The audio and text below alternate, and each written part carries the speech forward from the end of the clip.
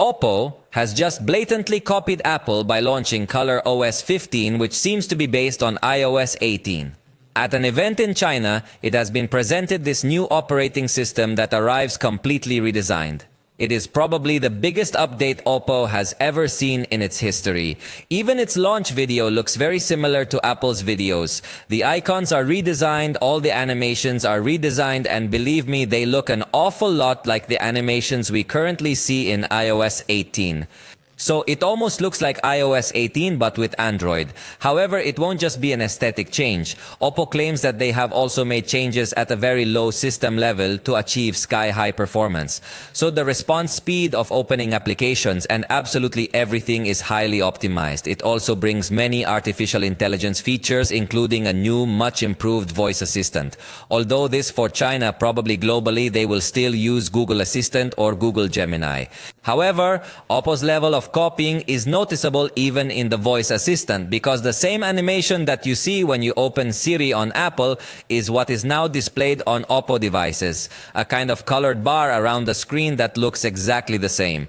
In addition, OPPO Share now also has an animation and activation gesture exactly like what we saw in AirDrop. So just bring the phones close together and it definitely looks like a blatant copy. In fact, OPPO is also said to have integrated a way to send files from OPPO to an iPhone with maximum speed, similar to the speed achieved in AirDrop, although initially it had been said that it was going to be compatible with AirDrop, but now it seems that it is an additional tool, but it can be installed. And now that ColorOS 15 has been announced, who do you think is also announcing their OS coming soon? OnePlus, who I don't know why they keep calling it Oxygen OS. They better just say it's ColorOS 15 and we're done with problems, because it's going to be exactly the same.